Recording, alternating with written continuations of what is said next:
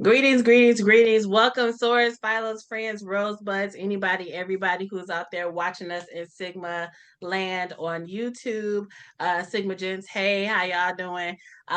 We are back for the latest, newest episode of Captivating Conversations.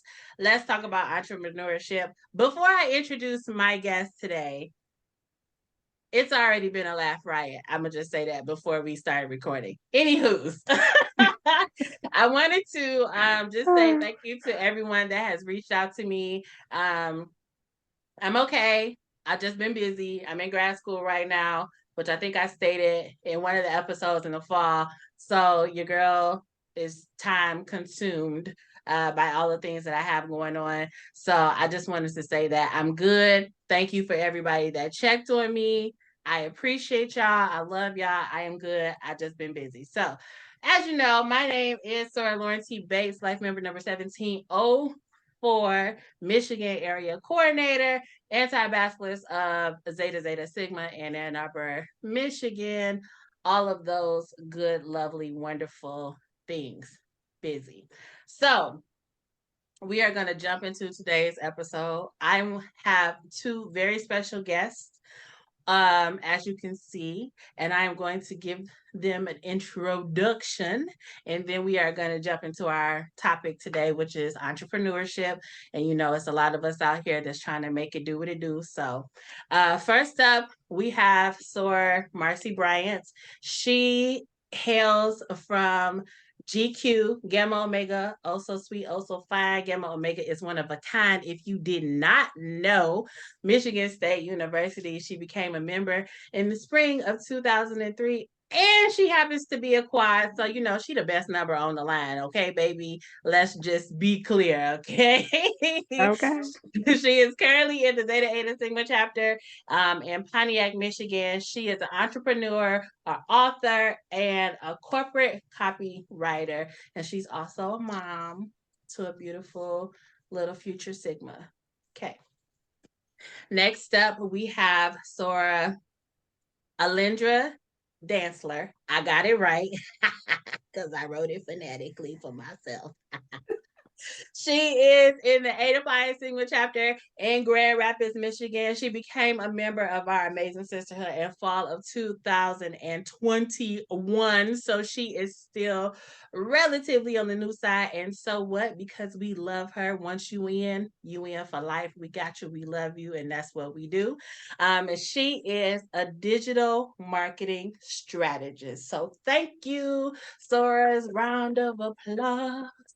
Round of applause. Thank you, thank you, thank you so much for taking time out of your busy schedules to come on and talk about entrepreneurship. So let's jump right in. First question is gonna go to you, Marcy.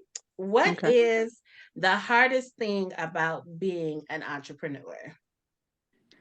The hardest thing about being an entrepreneur is that you are responsible for all of the decisions and the consequences that come with them. See, I she could got right to the elaborate on point. that, but I could She got elaborate on right to that, the but point. Oh, really, that was wrapped up in a nice little yeah, package. What about? yeah.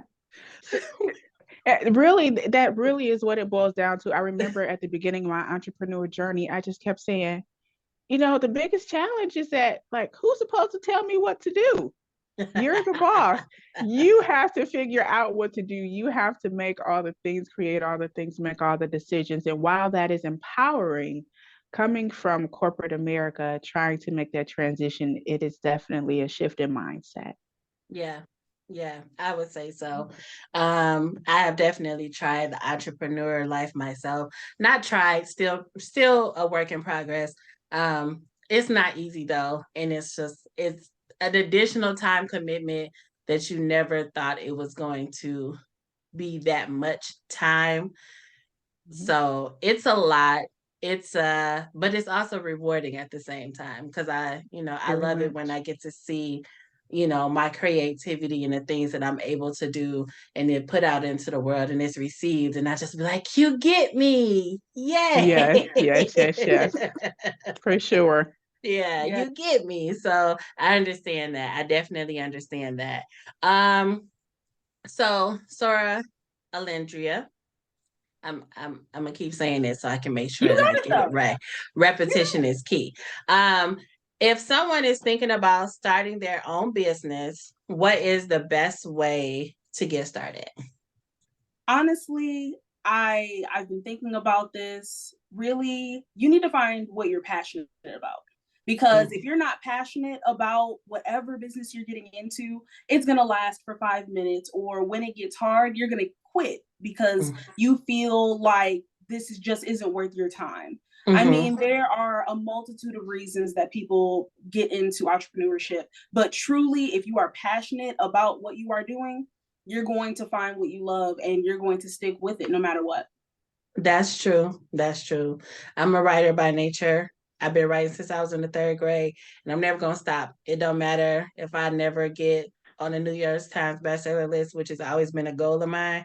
I'm never gonna stop writing because that's my passion. I write all the time, and that's something that I love to do. It makes me feel better, and it's a creative outlet. So I'll never stop writing. But some of the other stuff that I've tried, I'm just like, I probably shouldn't have put my money and time, energy, and effort into this, but you live and you learn and you keep moving.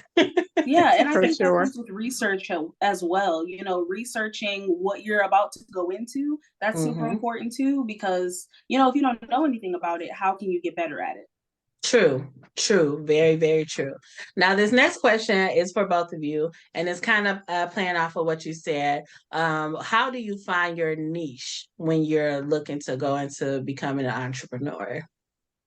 So I can go ahead and start that off. Mm-hmm. Just finding a very wide topic and then figuring out specifically who your ideal customer is probably Mm-hmm. one of the easiest ways to find your niche. Just because you can say that you want to sell shoes, but who is going to buy your shoe? Is it going to be for men or for women, for kids? Like there's different styles of shoes. So Mm-hmm. being able to kind of narrow down that market of exactly, okay, my ideal customer is middle-aged women who like high heels. That is a very specific niche that you can boil everything down to. Mm-hmm. Mm-hmm. Sorry, All Marcy right. Bryant. So mine is a little bit different because I focus more on B2B. Um, and I started off without a niche, and it made me very unhappy in my business, almost to the point where I wanted to quit. So I think one of One the things second. For those that don't know, can you explain what B2B is?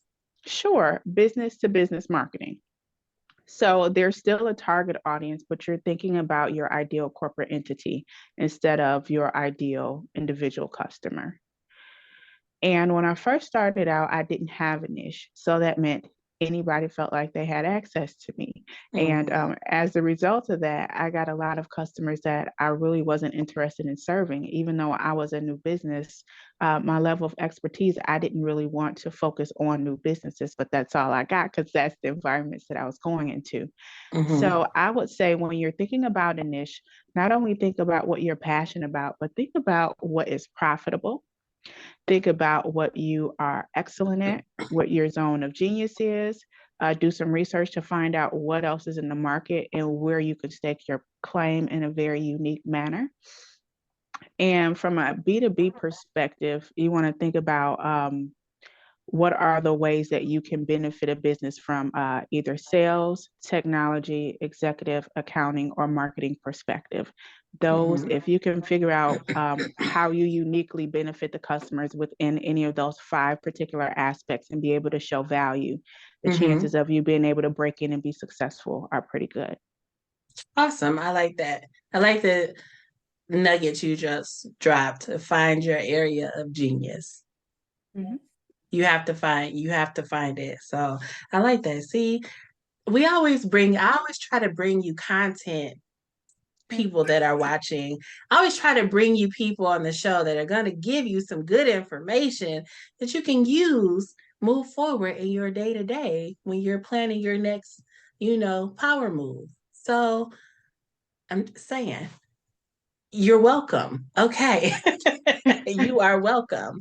Um, so for somebody that's looking to get started, once they've done the research, once they figured out what their market demographic is, once they figured out, you know, who their consumer is and all of those wonderful good things, where are some places that you can go to get the tools to help you get started? And so, Marcy, I'm gonna start with you with this question. Oh, okay. So I usually don't give out this gem because this is like in my little vault, but Okay. because I'm with family, hey sisters, go to AppSumo, AppSumo. It is a website where you can purchase lifetime deals of Mm. software, and it's usually for up and coming software. Now, there are some pros and cons to it. The pros are that instead of having a monthly subscription or an annual subscription, it is a lifetime deal. So you pay one fee, and it's usually like you can get it as low as $19 for some of them. And it's usually for a company that's in the fairly early stages in the startup, and they go to these in order to uh, get more financing for their Mm. long-term goals. So you become more like a founding member, a charter member, a beta member. And not only are you in from the beginning, but any additional services that are added on or enhancements to the service, you also get to take advantage of that. And Mm. sometimes they Nice. get bought out by other companies. There's a company that I invested in called Crello, and they got bought out by Vista, which is Vista Create, and now it's really legit, and it's a competitor with Canva. So you never know Mm. where it ends up. Now the cons are sometimes they're not as polished, so you have to be a little bit patient, but you can still give feedback, and people will hear you out and usually make changes. But every now and then, the company ends up caving because they're new. But there's other software you can get to, and they usually give you plenty of advance notice if that happens, which very seldom happens. Nuggets. Nuggets. Yes. Excuse me. I never heard of that before. So you're welcome. I say again, you are welcome. Yes. Thank you for watching this episode. You're welcome. Okay. How you get started. This is how it starts. This is how it starts. So, reach one, each one, teach one. Hello. That's what we do. Um, well, this question I do want both of you to answer. Well, the next three questions are for both of you to answer. So, the first of those is, why did you become an entrepreneur? So I became an entrepreneur. I've been business minded ever since I was a kid. So starting from doing bake sales on my street corner, trying to sell people $5 cups of lemonade when I was younger. And then just growing up, I started my first business when I was 14 years old. I had a bakery, so I was baking cupcakes and cakes and cookies. And then that grew. I just recently actually celebrated that 10-year anniversary last week. And then I started my next business, which is a beauty and cosmetic line. And I feel that I'm still an entrepreneur for the same exact reason why I became one, just because I'm very passionate about it. I love reaching people, connecting with them, and kind of giving them exactly what they're looking for before they know what they're looking for. Nice. Sora Marcy, same question. I feel like that answer has evolved over the years. When I really first started in entrepreneurship, it didn't feel like a choice. Getting in a digital marketing with your first job is really challenging. I had a bachelor's degree and even an internship with a particular advertising agency, and I've been in the industry since I was about 16, and nobody would hire me. Then I went and got an MBA in marketing, and still nobody would hire me. I had to do sales. So I found small volunteer roles, community service, and then independent contractor projects. Like my first project was 200, I think like $200, maybe $250 at the most a month for a director of marketing. And it was for a small t-shirt company. This was for the whole month. But I was director of marketing, so I got a chance to put that title on my resume. Mm-hmm. And then I got a chance to do something with Fitness USA, which was like getting name telephone numbers from people and addresses from people to sign them up for coupons for local businesses in exchange for getting called from Fitness USA. So that was the beginning of my entrepreneurship. And all I was looking for was an experience just to break into marketing in corporate America. And really, that ended up helping me actually break in. It gave me an experience for my portfolio and everything. But along the way, my mother got terminally ill. And throughout my mother's life, she done everything the way that you're supposed to. She worked her Mm-hmm. 9 to 5, she saved, she had a 401k, she was structured, she paid all her bills on time, and then she got cancer. And the first round, she was able to do everything that she needed to do with her finances. But the second round, she wasn't working. She had to deal with like Medicaid and get help. And when it came down to it, she had a very unique form of cancer.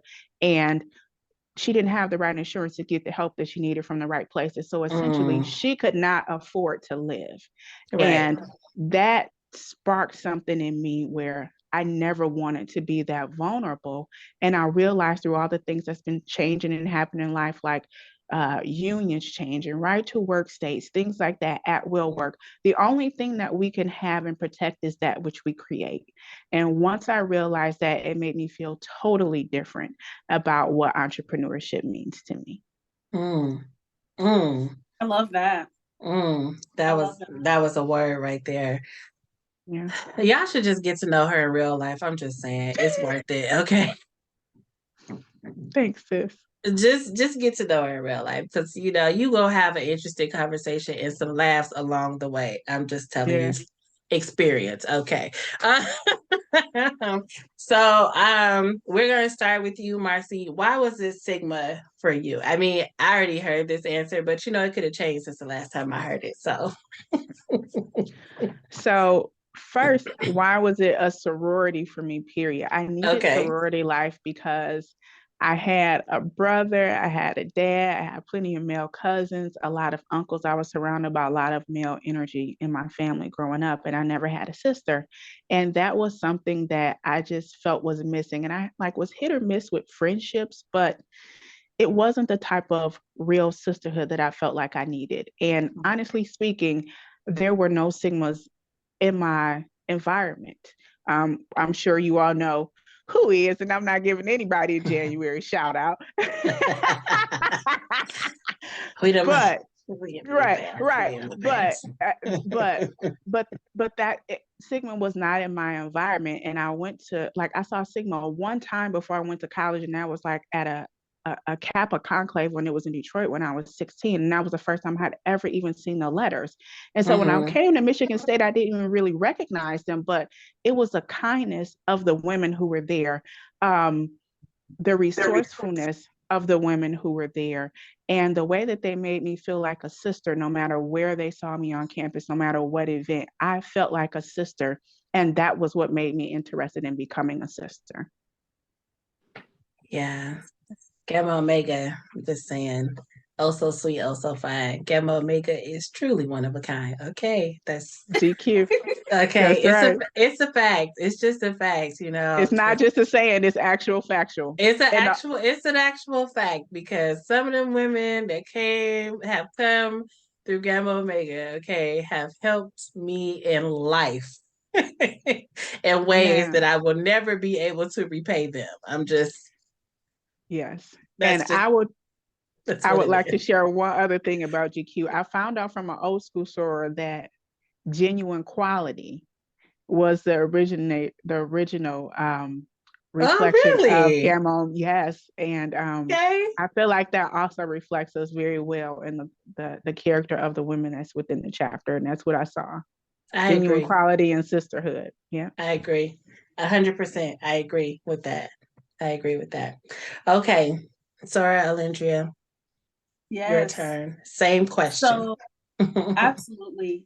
I have always been interested in a sorority, and I knew growing up in unfortunately, a white predominated community all of my life, I have always longed to be a part of something that looked like me, that sounded like me, that helped me out. Mhm. I didn't really have the support that I was looking for when it came to our people and just growing something. And when I moved and I went to college, I attended Davenport University. I got to meet my first SGRO, and I was on a sports team with her, and she has been absolutely monumentally a part of my life ever since then. She really showed me what it is to be a true Sigma woman, and the way that she carried herself was just phenomenal. And I was just like, whatever she is a part of, I need to be a part of that, okay? And so even since then, I was trying to sneak up to her, just saying, hey, I see that you're going to a sorority event. Can I come too? And she was just like, no, but you can join. So ever since then, like I've just been absolutely enamored with the sorority and just wanting to be a part of something that is bigger than me, that can help me actually become who I am. Sigma has helped me grow as a true woman. I have met some phenomenal women that have been pillars to what I want to be when I grow up. And we, in our sorority, we have amazing sorors that are capable of so much and just set the standard. And I know that that's something that I'm going to be.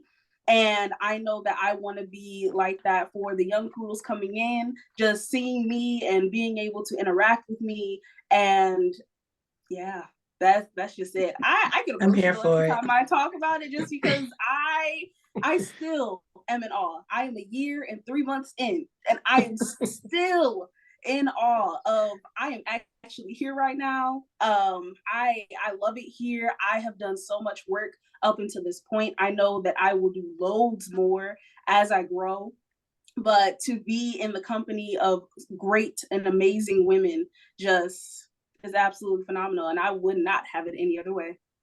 I'm here for it. And this is year 20 for both of us.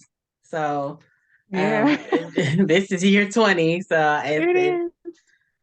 it's been a journey. It's been an amazing ride. And just, your energy, I love to see that from newer sorors, because hang on to that. Because it, with everything in life, it has its peaks and its valleys, but it's one of the best decisions that I've ever made in my life, was to become a member of this organization. And I have gained so much. Just keep living and growing within the organization, because I'm telling you, you will meet sorors from different parts of the country, different parts of the world, that will have an impact on your life in ways that you never saw coming. Look, Boulay taught me everything I needed to know.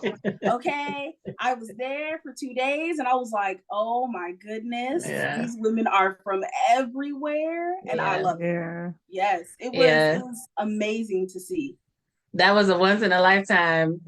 Listen, I don't even. It was just like, yeah, the whole time. It was great. It was great the whole time. All right, so we're coming on our last question. And I'm going to start with you, Alindria. Okay. If you could have a conversation with any of the founders, which one would you pick, and what would you ask her? See, and this is a hard question, because I do not want to show favoritism. Okay. I love all of our founders. Okay. But if I did have to choose one, I would probably choose Dorothy Hanley Whiteside, just because she is a business owner as well. Okay. She was a business owner with her husband. And I feel like she set the standard for what her time was. And being able to run a business at all, the thought of being able to run a business during that time had to be very, very difficult and very, very trying. And I know, just as running my businesses now, I'm struggling. So to be able to do it in a world, in a space that didn't even want to support you, yeah, that's non-competing. What would I ask her? A question out of all of the many ones that I would love to. What keeps her going? Like, what gives you motivation to continue as an entrepreneur? Because yes, I talked about passion, but sometimes passion, it just isn't enough to keep going. Mm-hmm. So I would love to know, what keep you going? That's a good question. I've asked that question of many of our guests. I've been asking this question since like halfway through the first season, and I've had several sources say, founder, because she was a entrepreneur and she did the business with her husband, and she was also still the principal at her school at the same time. At the same time, can we talk about multitasking? Can we talk about it? She ain't had no kind of planner. No. She was just doing it. Okay. Ain't no Palm Pilot. Absolutely not. There was no Google to keep her organized. Okay. No Rolodex. Just going off of pure energy. She probably had a ledger, because they do have had them ledgers back in the day. But it's just like all the tools and stuff that exist now were non-existent back then, and she still successfully ran this business for 40 years and was a principal for like 40 years. Like, excellence, greater service, greater progress, greater women, greater world. Greater. Yeah. Like, just like, can I just sit at your feet and, just let me get some of that, okay? Because let me get some nuggets, just sitting at the hem of the garment, okay? Because I know she had them. Like, yeah. Okay, Marcy, same question for you. You can pick the same founder if you so choose. No, I have a different founder for a totally different reason. Okay. Cubina McClure. I love Sora Cubina McClure. First, because she's got a short name and it's easy to remember. And some of y'all know why that's important. Two names, Cubina McClure, 2 names. Okay, so one, I want to know, did she have a middle name that she just didn't feel like sharing? That's actually a good question. Yeah. So that's the first. And to my recollection, Sora McClure was the youngest out of the sorors. And to my recollection, she also was one of the first to transition. And I remember one of my line sisters being a lot younger than the rest of us. And the experience was slightly different for her joining and being a member, just being, younger than everybody else. So I wonder, was there any like proving herself, like a scrappy do type of situation? Was she like the young person with the old vibes that was still young but very wise? What unique perspective did she bring as a young person? And then, like in her years where life was more physically challenging for her, how did Sigma keep her encouraged and uplifted during those challenging times during her illness? So those are things that I would like to talk to Sora McClure about. Those are good questions. And I never thought about the younger part, about if or how that impacted her and like her decision. Because when you think about, or if you look at some of the information that we got during the centennial celebration and then during the Founders Day weekend, this past November, some of the ages of some of our founders when the organization was founded was like a huge gap in the range of ages, because I believe Nettie Mae Johnson was in her 40s and Cubina McClure was a teen, or she was in her 20s when the organization was founded. Because passed in 1924, and she was only 22 or 23 years old when she passed. Yeah. So, how did that really come about? It talked about, like, in the documentary, if you were at the centennial celebration in November, we got to preview the documentary. It has not come out publicly yet, but it was very informative. However, I still have more questions because I'm an inquisitive person.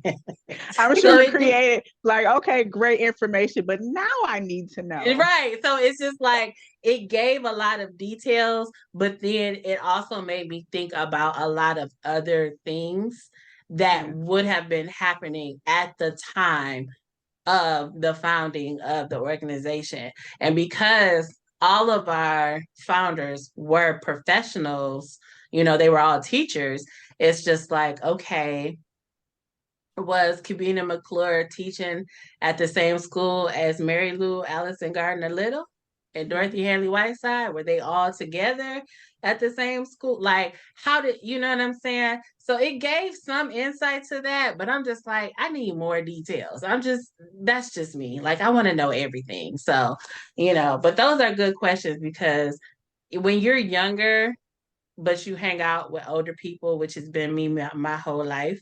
It's just like, why are you here? And it's just like, I'm here because I want to be in the mix and I want to know what's going on.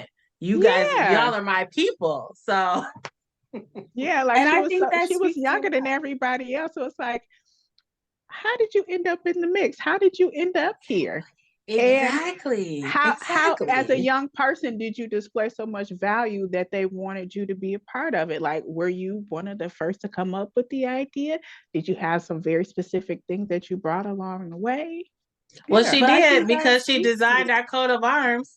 So she came with it. She came with the heat. She came with it. Yes. Because it hasn't been changed since.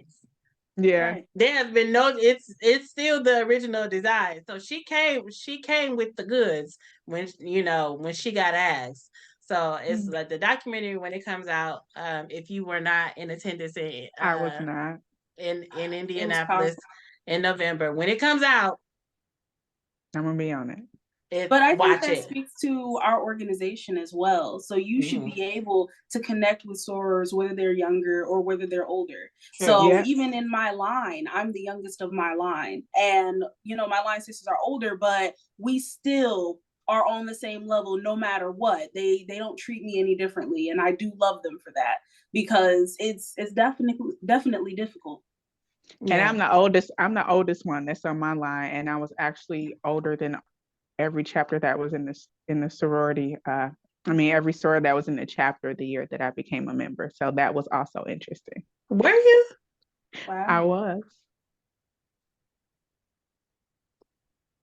Because, okay. I'm gonna send you a text message with my real age and birthday. Because I know who was in the chapter.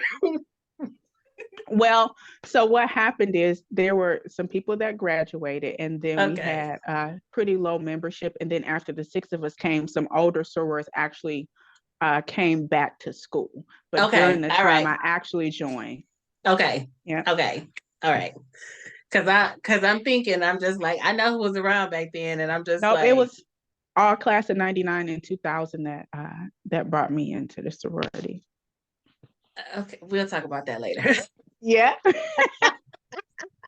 We'll talk about that later. Okay. So, again, I would like to thank you both for agreeing to come on the show today. Next up, I do have a very special guest. I'm not going to give it away just yet, but we're talking about finance. So you're going to want to tune into that one. This person manages the budget for a major city in the country. Okay? In the country. We talking big time, buku dollars. So we're going to be talking about finance, how to manage your budget, whatever your budget is, big or small. And, she's going to be giving some financial tips. So you want to tune into that because it's going to be a good one. Later up, before the end of the sorority year, I do have my legacy episode. I have my family for my legacy. Thank you. So that'll be coming up around Mother's Day, and a couple other things that I'm still working on. So I'll keep you guys posted as we move along. Yes. Yes. Good things coming. So I am your host, Sora Lawrence T. Bates, life member number 1704. Thank you for joining us. Thank you for rocking with me and sticking with me. I know, it's been sporadic here, but I gotta get into a groove, okay? So just bear with me, work with me, not against me. I love y'all, and I do this for free. So So just keep rocking with me. I promise. I got good things coming up though. So just stick around. And before we leave, I did want to ask the two swords, our guests, if you would please share your business contact information and your socials or whatever you would like to share in case somebody wanted to reach out to you to get more information or maybe have a side conversation with you. So Sora Marcy, we're going to start with you. All right. The name of my company is Sync Digital Agency. And you can find me online at GETSYNC Digital, Get Sync Digital.